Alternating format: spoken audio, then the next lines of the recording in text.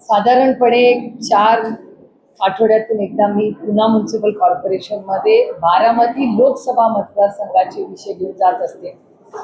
काँग्रेस, शिवसेना आणि राष्ट्रवादी काँग्रेस पक्ष या तिन्ही पक्षांची जी महाविकास आघाडी आहे त्यांच्या मदतीनेच बारामती लोकसभा मतदारसंघाच्या सगळ्यांच्या प्रयत्नांनी कष्टाने मी लोकप्रतिनिधी म्हणून दिल्लीला गेलो आणि अर्थातच त्यानंतर जे इलेक्शन झाली त्याच्यात आम्ही सगळे वेगळे लढलो. पण तरी आता महाविकास आघाडीच्या वतीने फक्त बारामती लोकसभा मतदारसंघ नाही तर पुण्यात अनेक प्रश्न जे प्रलंबित आहेत आणि सगळ्यात मोठं मला आश्चर्य वाटलं की रोज एक गोष्ट वारंवार ह्या सरकारमध्ये येते की प्रचंड भ्रष्टाचार, प्रचंड महागाई आणि प्रचंड बेरोजगार, ज्या 3 मुद्द्यांच्या विरोधात काँग्रेस राष्ट्रवादी काँग्रेसच्या 2014 मध्ये एवढी टीका झाली. आज राज्यामध्ये आणि देशामध्ये काय परिस्थिती आहे? मग 2014 मध्ये होतं ते बरं होतं आणि त्यातले कुठलेच आरोप जे आमच्या नेत्यांवर झाले त्यातल्या कुठल्याच आरोपावर जेव्हा आमच्याबरोबर होतं तेव्हा ईडी, सीबीआय, इन्कम टॅक्स होतं. त्याच्यानंतर अनेक लोकांनी पक्ष बदलले आणि त्यांच्याचे आरोप हे सगळे वॉशिंग मशीनमध्ये धुवून निघाले.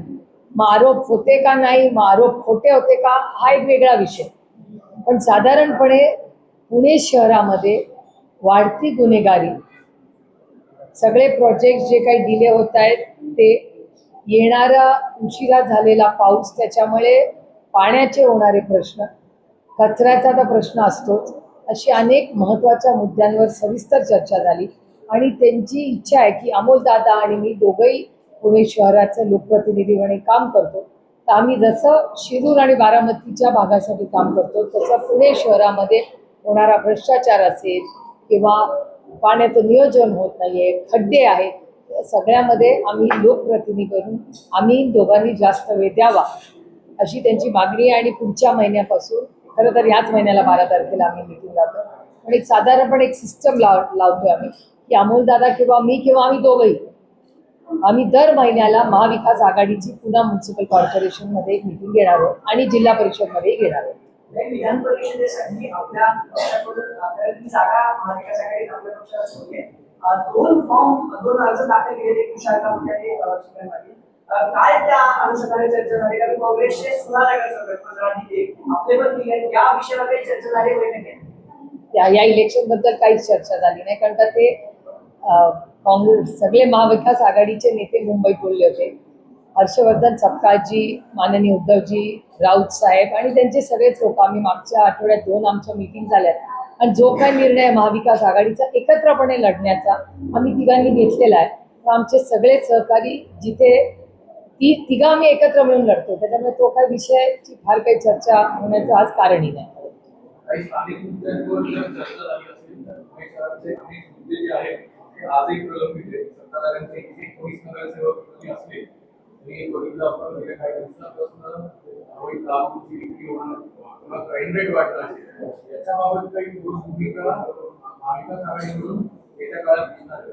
अर्थातच तुम्ही सगळ्यांनी वर्तमानपत्रात आज वाचलंच असेल, काहीतरी गेले कित्येक दिवस जो क्राईम वाढतो पुण्यामध्ये, त्याच्याबद्दल सातत्याने आम्ही सगळेच महाविकास आघाडी म्हणून नाही पण पुणेवर प्रेम करणारे पुणेकर म्हणून आम्ही प्रश्न मांडतो.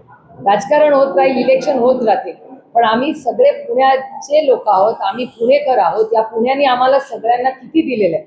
आमची नैतिक जबाबदारी नाही की जर गुन्हेगारी वाढत असेल, काय आपल्या सगळ्यांच्या घरात लहान मुलं, लेकी, सुना नाही आहे, मग लढायचं नाही त्याच्यासाठी. आणि गंमत मला एकच वाटते की महाराष्ट्र सरकारचा स्थानिक डेटा आणि केंद्र सरकारचा क्राईमचा डेटा ह्याच्यात तफावत.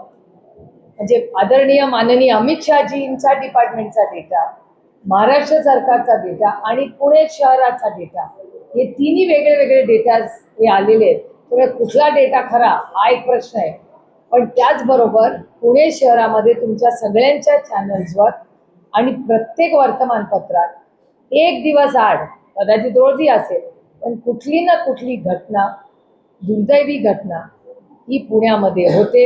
मला आश्चर्य वाटतंय की एवढे सगळे व्हिडिओ सगळ्या चॅनलवर चालत असताना पुण्याचे पोलीस यंत्रणेला ते कसे दिसत नाहीत का, ते टीव्हीच बघत नाहीत, हा प्रश्न माझ्या मनात आलेला आहे खरं, आणि पडलेला आहे मला मोठा प्रश्न. या संशयितांनी 8 तास काही जेव्हा आरोप करत आहे तेव्हा पोलीस आयुक्तांनी तुम्हाला एक बहुमानीपत्र दिलंय ज्याच्यात आकडेवारीची देखील बिघोड केल्याचं आपल्याला पाहायला मिळतं. मग याचा अर्थ काय होतो की एनसीआरचा वेगळा राज्याचा वेगळा आणि पुणे शहराचा वेगळा म्हणजे मी जे बोलले तोच तुम्ही प्रश्न विचारताय मला. पुण्यातला कायदा व सुव्यवस्था अबाधित आहे. मग हे पत्र मला, पण मग हे त्यांनी पत्र मला लिहायच्याऐवजी माननीय देवा भाऊंना आणि अमित भाई शहांना लिहायला पाहिजे होतं ना, कारण का डेटा तर त्यांचंच सरकार आहे केंद्रात पण आणि राज्यात. तर ते मला पत्र लिहायच्याऐवजी त्या 2 गृहमंत्र्यांना पत्र लिहिलं पाहिजे ना, कारण का डेटा आला कुठून? गृह मंत्रालयातून. आणि गृह मंत्रालयातून डेटा आला, नुसता डेटा नाही.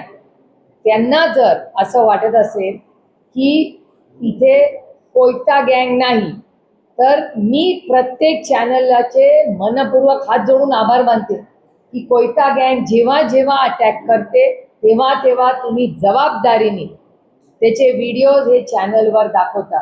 मागच्या आठवड्यात कात्रज चौकामधली मारामारी जणू काय तो सिनेमाचा शॉट आहे. एका माणसाला धरून त्याला वरून फेकून द्यायचेही उद्योग चाललेले. तिथल्या नगरसेवकांची मी बोलली. आता कुठला पक्ष विचारायचा नाही, कारण का आम्हाला या विषयात राजकारणच आणायचं नाही, कारण का आमचं पुणे बदनाम होतंय, आमचा महाराष्ट्र बदनाम होतो. त्यामुळे या सगळ्या परिस्थितीमध्ये जरी हा डेटा येत असेल तरी अतिशय विनम्र आणि प्रांजळपणे मी माननीय जे कारभारी आहेत पुण्याचे त्यांना गेल्या मीडियामधल्या गेल्या 1 महिन्यातल्या सगळ्या बातम्या पाठवणारे. क्राईम कमी होत असेल तर आनंदच आहे, पण त्याचा वास्तवता काय आहे कदाचित ते टीव्ही बघत नसतील, असंही असू शकेल. वैशाली मानेने आरोप केलेले आहेत महिलांवरती महिलांमध्ये अन्याय केला जात आहे. महिला पोलीस अधीक्षक आहेत वैशाली माने, तुझा भाऊ भेटत आहे. राज्यामध्ये अनेक महत्वाच्या पदावरती महिलांना नियुक्त केले जात आहे. अपवाद बघा, पुण्यामधला क्राईम पहिला विषय तो संपूया आणि मग याच्यावरही बोलू. पुण्यामध्ये क्राईम वाढतोय हा डेटा माझा नाही, हा केंद्र आणि महाराष्ट्र सरकारचा डेटा आहे, जो सगळ्या वर्तमानपत्रात आलेला आहे. आणि तो नुसता डेटा नाही, प्रत्येक गोष्टीचे व्हिडिओज हे वारंवार आलेले. त्याच्यामुळे अर्थातच, आणि आमची सहकार्याची भूमिकाच आहे ना पोलिसांना. आता परवा 22 लोक गेले. आता मला खरं सांगा, ही दारूची जी ही सगळे आपण लोक गेले, आपले सगळ्या पत्रकारांना ही भेसळ कुठे होते माहिती आहे, पण पोलिसांना माहिती नाही. म्हणजे पत्रकार पोलिसांचं काम करायला लागले. मग पोलीस यंत्रणा काय करते? आणि फक्त हे सगळ्या ज्या 20-22 बदल्या झाल्या त्याच्यातून प्रश्न सुटत नाही ना, तुम्हाला मुळाशी जावं लागेल. ड्रग्ज, मला तुम्ही सांगताय की फर्ग्युसन कॉलेज रोडला अनेक वेळा वर्तमानपत्र आणि चॅनल्सवर दाखवलं जातं की तिकडे ड्रग्ज मिळतात. मग ह्याच्या विरोधात कधी बोलणार? मी अनेक वेळा महाराष्ट्राच्या माननीय मुख्यमंत्र्यांना विनम्रपणे आवाहन केलं की काही सामाजिक प्रश्नात राजकारण बाजूला ठेवून ताकदून महाराष्ट्राच्या पुढच्या पिढीच्या हितासाठी आमची काम करायची तयारी. पण ते बदल होताना पुण्यात दिसत नाही, म्हणून जड अंतःकरणाने आम्ही आरोप करतो. आम्हाला एका हाऊसने आरोप करायची, आमच्या राज्याची आणि आमच्या शहराची बदनामी होती. त्याच्यामुळे त्यांनी जे पत्र लिहिलंय, मी आभार मानते, मी जाहीरपणे आभार मानते की कमिशनर पुण्यांनी जे मला पत्र लिहिलंय त्याच्याबद्दल मी त्यांची आभारी आहे. ते पूर्णपणे मी वाचलेलं आहे आणि त्यांना आज एक विनम्रपणे एक उत्तर त्याचं मी आज देणार आहे. ते ड्राफ्टही झालं असेल. आम्ही सहकार्य आम्ही सेवक आहोत. आम्ही राज्यात कशासाठी निवडून आलोय? महाराष्ट्राची 12मती लोकसभा मतदारसंघाची पुण्याची सेवा करण्यासाठी, म्हणून तर आम्ही म्हणतो. आणि त्यांना जर सहकार्य आमचं हवं असेल तर त्यांनी आम्हाला मिटिंगला बोलवावं. आम्ही कधी बसायला, ते म्हणतील ती वेळ, ते म्हणतील ती जागा. आमची सहकार्याची भूमिका आहेच. आता तो जो बदलीचा विषय आलेला आहे हा अतिशय चिंताजनक आहे. एखाद्या महिलेला किंवा एखाद्या मेरिटवर पास झालेल्या कर्तृत्ववान व्यक्तीला त्यांना असं वाटत असेल तर त्याची नोंद महाराष्ट्राच्या गृहमंत्र्यांनी घ्यावी. आणि माझा विश्वास आहे की या सगळ्या प्रक्रियेत सातत्याने त्यांचं म्हणणं असतं की आम्ही महिलांना आरक्षण देऊ इच्छितो, आम्हाला महिलांना. मग ह्या जर महिलेवर अन्याय होत असेल तर त्याची पहिली नोंद महाराष्ट्र सरकारने घेतली पाहिजे.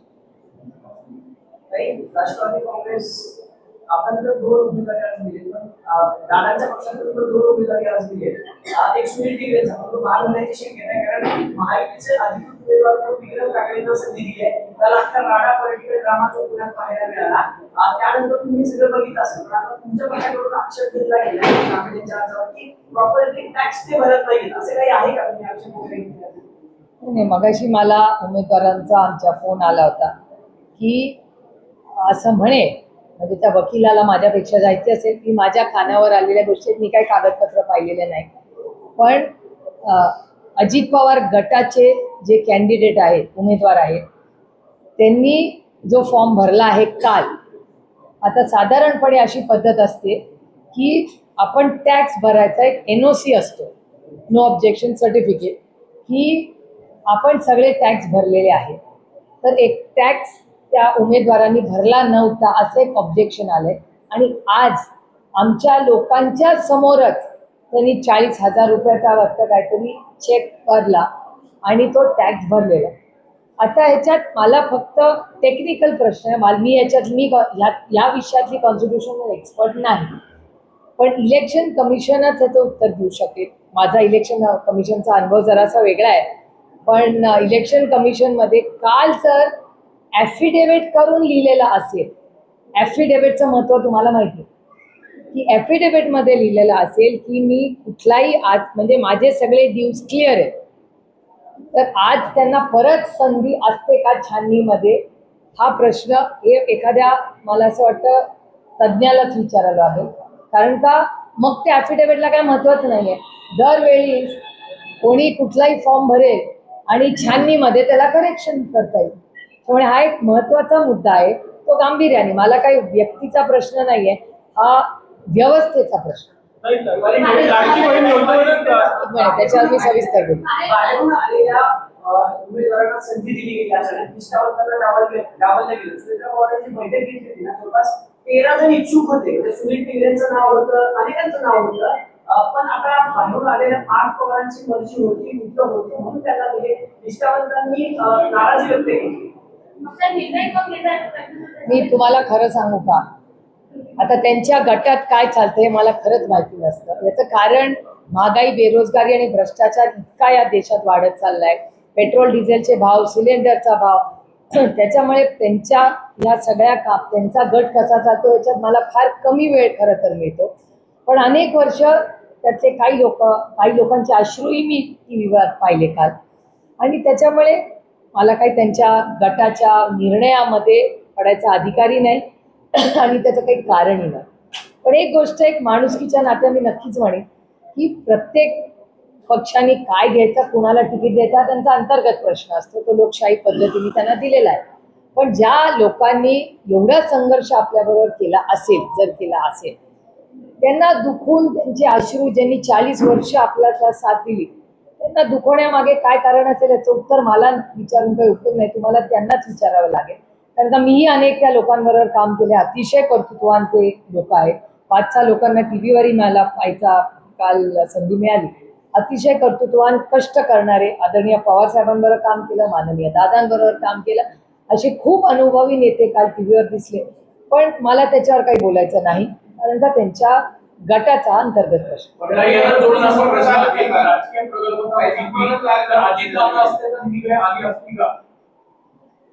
हे बघा, दादा असता तर काय गोष्ट झाली असती. दादा असतात तर खूप गोष्टी वेगळ्या असतात. हे तुम्हालाही माहिती आहे आणि मला माहिती आहे. गंमत मला अशी वाटते की अनेक स्टेटमेंट्स आम्ही तेव्हा केले, तेव्हा आम्हाला खोडून काढण्यात आलं. आणि आज आम्ही म्हणतोय नको रे बाबा, आणि ते म्हणतात नाही नाही तेव्हा असं झालं होतं. मग कसं आपण लोकांवर विश्वास कसा ठेवायचा असं मनात वाटतं. कारण का आम्ही अतिशय निर्मळ मनाने खरं सांगितलं आणि पांडुरंग साक्षी आहेत आणि अनेक लोक साक्षी आहेत. आणि तेवढंच नाही तुमच्यापैकी किती पत्रकार आहेत ज्यांना दादा स्वतःच बोलला होता. त्याच्यामुळे दादा स्वतः तुम्हाला काय काय बोलला होता ते दादा गेल्यानंतर खोडून काढायचं पाप काही लोकांनी केलं. कारण का आपल्याकडे पद्धत आहे, किती काय मतभेद असू दे, मनभेद असू दे, एकदा माणूस गेला ना तर त्याच्या आठवणी नेहमी गोडच ठेवायचा. माझ्यासाठी तर तो भाऊच होता. यांचा भाऊ नसेल, त्यांच्याबरोबर संघटनेत काम केलेलं असेल, पण दादा गेल्यानंतर ज्या पद्धतीने दादा हे बोललाच नाही, दादानी केलंच नाही, दादाच्या मनातच हे नव्हतं, त्या सगळ्या गोष्टी सांगितल्या गेल्या समाजात, तुमच्या सगळ्या चॅनलवर बोलल्या गेल्या. आणि आता असं काय घडलं की आता सगळ्यांनी युटर्न करून सांगितलं नाही नाही, दादांची इच्छा होती, दादा बोलले होते, दादा एकटे जात होते, दादा बोलत होते, मला सांगितलं होतं. आता मी तर म्हणलं नको रे बाबा, असं हे सगळं युटर्न करणारं आमचं राजकारण नाही. आम्ही मायबाप जनतेची सेवा करायला इथे आलोय. त्यांना सगळ्यांना आमच्या शुभेच्छा आहेत. माझा दादा नाही राहिला, त्यामुळे आता काय फरक पडतो. असा ना की जिल्हा समितीच्या वेळेस पण असंच झालं आणि बातम्याच्या बाहेर आल्या होत्या ना, सुनीताबाईंच्या पश्चात त्यांची समिती जिल्हा समितीचं नाव होतं मोठ्या बहीण आहेत, म्हणजे दादांचं प्रेम होतं तुमच्यावर. तुम्हाला असं नाही वाटत की पार्टला भागचा मुलग्यांना घेऊन चालावं पुढे किंवा असं काही मोठी होती? तुम्हाला खरं सांगू, माझा स्वभाव कसा आहे, मी विचारल्याशिवाय कोणालाच मार्गदर्शन करत. आणि आता वयाने कोणीच लहान नाही, त्याच्यामुळे मी विचारल्याशिवाय कोणालाही मार्गदर्शन करत नाही. माझ्या 2 मुलांना पण करत नाही, घरातल्या कोणालाच करत नाही. सगळ्यांना जे माहिती आहे म्हणून आता सगळ्यांना आवडतं आणि आता काही बोलत नाही.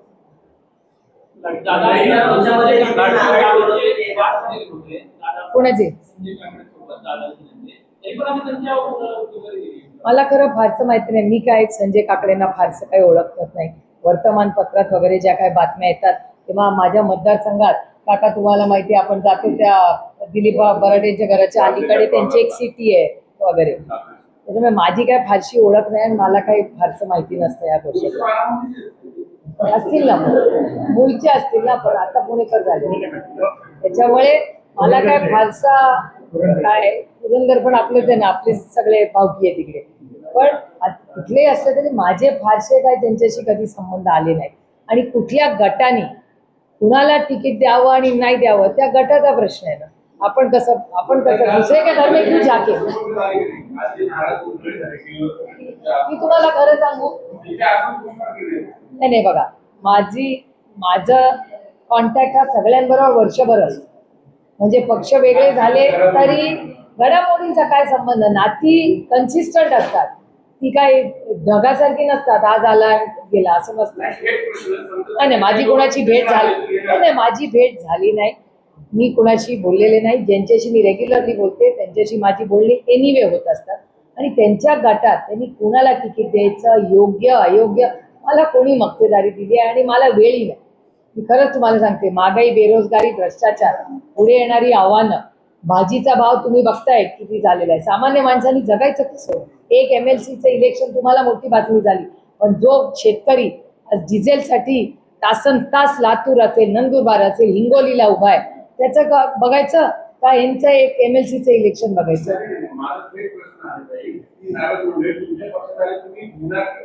बघा, आमच्या कुटुंबातले तर लोक, आणि तुम्हाला माहिती आहे आणि मी पहिल्यांदा नाही नेहमीच म्हणते की कोणीही व्यक्ती 2 पैशाचंही जरा आपल्या बरोबर एकत्र काम केलं असेल त्या ऋणात आपण राहू. त्यामुळे माझं त्यांच्याबद्दल जरी गेल्या 2-3 वर्षात काही मतभेद, काही राजकीय मतभेद झाले असतील, पण मनभेद माझी कोणाशी कालही नव्हते, आजही नाही आणि उद्या नाही. आणि मी त्या गटातल्या 99% लोकांची माझा कॉन्टॅक्ट कालही होता, आजही आहे आणि उद्याही राहील. त्याच्यात नवीन काय आणि त्याच्यात काही काय.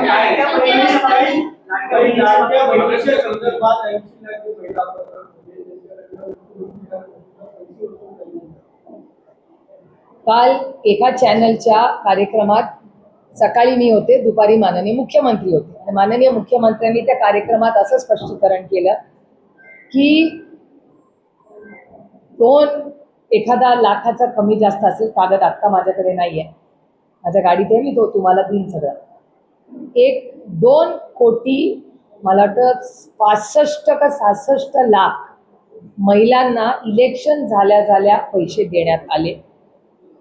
त्याच्यापैकी 1700 का 17 कोटी त्याचे असे निघाले, 17,000 कोटी, ज्याच्यात ज्यांना नोकऱ्या होत्या सरकारी त्यांनी ते पैसे घेतले, पुरुषांनी पैसे घेतले, असे म्हणजे आता पुरुष सरकारी नोकरी. म्हणजे मला प्रश्न विचारायचा महाराष्ट्र सरकारला की पहिल्यांदा तुम्ही जेव्हा फॉर्म भरून घेतले तेव्हा काय निकष लावले? इलेक्शन होतं, लोकसभाच्या नंतर ही स्कीम आली, मग विधानसभा, त्याच्यानंतर जिल्हा परिषद, तोपर्यंत स्कीममध्ये हळूहळू कमतरता आली. आणि आता जवळपास त्यांचं वेबसाईट दाखवते 1,12,00,000. हे व्हेरीफाय करा, त्यांचा वेबसाईटचा नंबर आहे 1,12,00,000. पण सरकार म्हणते हा नंबर फ्रीज होईल 1,60,00,000. म्हणजे जवळपास शेवटी 1 कोटी महिला ज्यांचा फॉर्म भरला होता त्यांना पैसे दिले होते. मला 3-4 प्रश्न सरकारला विचारायचे. एक तर 1 कोटी महिला, 80 लाख म्हणा, 1 कोटी म्हणा, जो काय नंबर त्यांना सरकारला मान्य असेल, कारण का त्यांच्याच वेबसाईटमध्ये तफावत. पहिला प्रश्न माझा असा आहे की तुम्ही मग इतके कोटी रुपये कुणाला दिले? तुम्ही म्हणता त्या महिला त्या स्कीममध्ये बसत नाही. मग त्या महिलाचे आहेत, पुरुष आहेत का, डमी अकाउंट आहे, काय आहेत ते अकाउंट, कोण आहे ते? कारण का तुम्ही म्हणता निकषात बसत नाही. मग निकषात बसता नसताना पहिली स्कीम इम्प्लिमेंटच कशी झाली? हा पहिला मुद्दा. दुसरा, ह्याची पारदर्शक इन्क्वायरी झाली पाहिजे. मी SITची पण मागणी मागेही तुमच्या समोर केलेली आहे. तिसरा मुद्दा की याची रिकव्हरी कशी करणार? मी पैसे दिले, मग तुम्ही कुठल्या अकाउंटला पैसे दिले, कुणाला पैसे दिले? तुमचं म्हणणं EKYC झालं नाही. मला प्रश्न पडतो, तुम्हाला आठवत असेल माननीय मोदीजींनी एक स्टेटमेंट केलं होतं की मी कॅश हद्दपार पार करणार, आणि त्यांनी नोटबंदी केली होती. नोटबंदी झाली, सगळ्यांची जनधन अकाउंट होती. अभिमानाने आम्हाला सांगायचे करोडो लोकांची जनधन, सगळे जे नॉन बँकिंग मधले 100% बँकिंग सिस्टममध्ये आले जनधन योजना. आणि मनमोहन सिंग साहेबांच्या सरकारने आधार कार्ड काढलं, तर गाव, वाडी, वस्ती आधार कार्ड मिळालं की नाही या देशात सगळ्यांना? हे मनमोहन सिंग साहेबांच्या काळात झालेला उपक्रम. मग जनधन योजना ती पण चिदंबरम साहेबांची योजना, पुढे मोदी साहेबांनी ती पुढे नेली, मान्य केली, पुढे केली नाही, पण ओरिजिनल ती जनधन योजना ही चिदंबरम साहेबांची, मनमोहन सिंग साहेबांच्या सरकारने.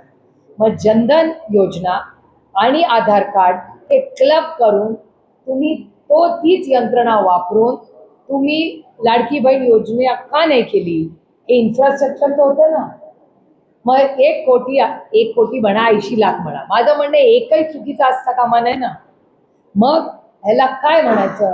इलेक्टोरल भ्रष्टाचार म्हणायचा, बनवा बनवी म्हणायचा, आमचे जयंतराव म्हणाले तसं गरज करो. मला माहितीये काय तर. सगळ्या ही योजना जी आहे ती एवढ्या मोठ्या प्रमाणात राबवायची होती ना, हे सगळं राबवायला राज्य सरकार सक्षम वेळ घेऊन असं वाटतं तुम्हाला?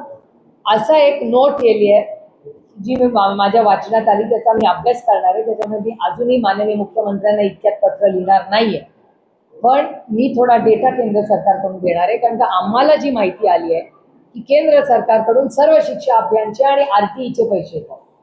ते RTEचे पैसे शिक्षकांना न देता, शाळांना न देता ते सर्व शिक्षा अभियानमध्ये जातात, आणि सर्व शिक्षा अभियानचे पैसे लाडकी बहीण योजनेला देतात. माझं म्हणणं आहे की ज्याच्याबद्दल मी तुम्हाला इतक्या वेळा बोललो, फिस्कल डेफिसिट मॅनेजमेंट, मी तुम्हाला किती वेळा सांगितलं आहे त्याच्याबद्दल की हा कायदा अटल बिहारी वाजपेयी साहेबांनी आणला आणि मनमोहन सिंग साहेबांनी पुढे दिलं, ज्याला FRBM ऍक्ट म्हणतात, की किती पैसे आले आणि किती खर्च करायचे, कुठली जी गॅप असते त्याला फिस्कल मॅनेजमेंट डेफिसिट म्हणतात.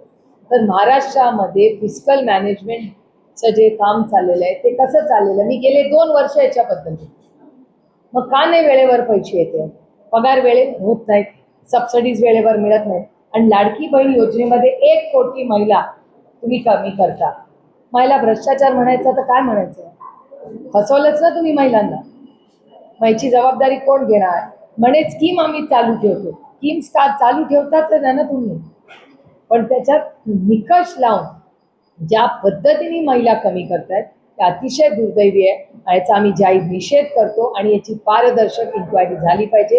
हे महाराष्ट्रातही मी माननीय मुख्यमंत्र्यांना पत्र लिहिणार आहे की त्यांनी महिला बाल कल्याणला याचे प्रश्न आम्ही जे मांडतो की माननीय मुख्यमंत्री एक मोठा राज्याचा भाऊ म्हणून त्यांनी त्या महिला बाल कल्याण डिपार्टमेंटकडून ही माहिती मागवली पाहिजे. संजय राऊत म्हणतायत की शिवसेना एकत्र आहे, त्यांना परत यायचं, त्यांनी परत मागं ये गया क्या कहेगा? इसकी हम ये पूरी जो कहानी है लड़की बहन योजना के बारे में, हम तो पहले दिन से कह रहे थे 1 करोड़ महिला उन्होंने कम किए हैं. और जिस तरह से लाडली बहन योजना में जो महिलाओं का हम पूछना चाहते हैं, बड़ी विनम्रता से मैं सरकार को पूछना चाहती हूँ, जब इलेक्शन था तब हर इलेक्शन में जो हुआ है 1 साल में, वहाँ हर लाडली बहन के घर जाके इन्होंने फॉर्म भरे थे. अभी इनका कहना है 1 करोड़ लोगों को, फिर किसको इन्होंने पैसा दिया? 2.25 करोड़ महिलाओं को पैसा मिलता था. अभी उनके वेबसाइट पे 1 करोड़ 12 लाख महिला है और सरकार का नंबर है कि 1 करोड़ 60 लाख महिलाओं को. तो 80 लाख से 1 करोड़ महिलाओं का पैसा इन्होंने कम किया है और कहते हैं इसमें इलीगैलिटी. तो इसकी जिम्मेदारी कौन लेगा? ये भ्रष्टाचार नहीं है तो क्या है? इसका जवाब देना पड़ेगा सरकार को. आपने इसे इलेक्ट्रॉनिक भ्रष्टाचार का नाम दिया. बिल्कुल, ये सब इलेक्शन के जुमले हैं.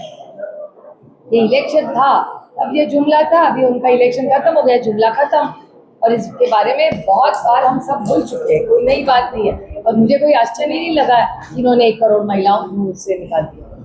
मैं कह रही थी 10 बार मैंने कहा था. कांग्रेस के साथ मीट हुई क्या?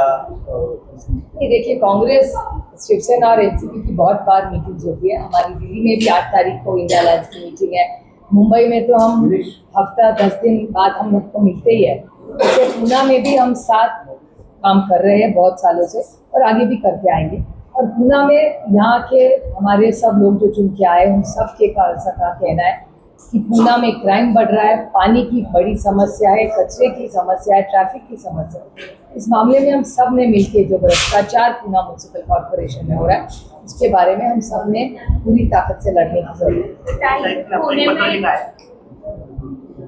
हाँ, पुणे आयुक्त जी का मुझे खत आया, मैं तहे दिल से उनकी आभारी हूँ. उन्होंने वो खत लिखा और वो पूरा मैंने कल पढ़ा और जो चीज़ें मुझे लगी कि उनको बतानी चाहिए, एक नागरिक की तरह, एक पुणेकर होने के नाते और एक लोक प्रतिनिधि होने के नाते, कोई फैक्ट्स जो वर्तमान पत्र और चैनल्स पे आए पूरा डेटा मैं उनको भेजी. ताई, पुणे में एक वीडियो सामने आ रहा है जिसमें चुपके से मटका का धंधा ऑपरेशन चल रहा है. वहीं पे हमने देखा इलीगल लिकर का एक्शन लिया गया है, वहीं दूसरे भी इलीगल दारू या इलीगल ठेके अभी भी पुणे में चालू है. यही तो मुझे आश्चर्य लगता है ना. पुलिस को जो पता नहीं वो प्रेस को पता है. मुझे लगता है प्रेस वालों को ही थोड़े दिनों में वर्दी देनी पड़ेगी क्योंकि आप भी अच्छा काम कर रहे हैं. और मुझे महाराष्ट्र की पुलिस पे पूरा विश्वास है, आदर है और प्यार है उनके बारे में.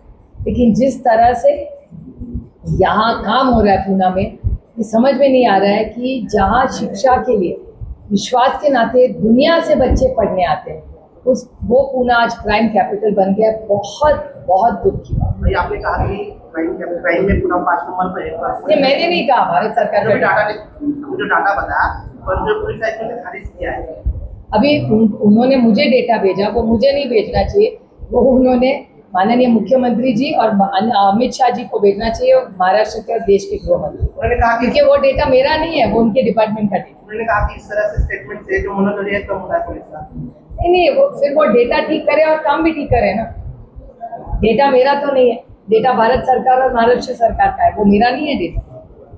नहीं, शशि थरूर ने कहा है कि वंदे मातरम गाना सार्वजनिक कार्यक्रम में अनिवार्य नहीं करना चाहिए. मैंने पढ़ा नहीं है तो मुझे पता नहीं आपको कहा. But lot of things are happening in West Bengal. Abhishek Banerjee was attacked. It's very sad what is happening in West Bengal and the way Trinamool Congress leaders are being attacked is very, very sad and is very shameful. And there's a burst that there will be a two-part in the TMC, just like what happened in Maharashtra with Shiv Sena. Possible. I have no idea about Trinamool, but it's very unfortunate. But I still have a lot of faith in Mamta Didi's leadership. CM Yogi Adityanath ने कहा है कि गाय हमारी माता है, पशु नहीं. मैंने नहीं सुना उनका क्या statement. Okay, ma'am, you have one question on meat. What's going on in meat? It's very shameful. There has to be a detailed inquiry. absolutely tell you, I'm shocked at the way the education department, this NEET exam corruption has come out. It is devastating for a parent and a child because it's about their career. This is a merit-oriented exam. And if this is the way there is cheating happening, I think government has completely failed and the department has failed. Parliamentary committee also huddled in Delhi. Of course. Education. It had to know, it's so critical for children's education and their career. It's a turning point. भाई आपने कहा कि आप police आयुक्त में पत्र लिखने वाले हैं। नहीं मैं उनका खत आया उसका जवाब तो लिखना पड़ेगा क्योंकि बहुत सारे रिपोर्टर्स हैं, वर्तमान पत्र में बहुत सारी न्यूज आती है। उन्होंने कहा कोयता गैंग है ही नहीं, मेरे ही क्षेत्र में कोयता गैंग के कितने वीडियो घूम रहे हैं, वो भेज दूंगी उनको। उन्होंने कहा है क्राइम भी कम हो रहा है, परसेंटेज वाइज केस भी दी।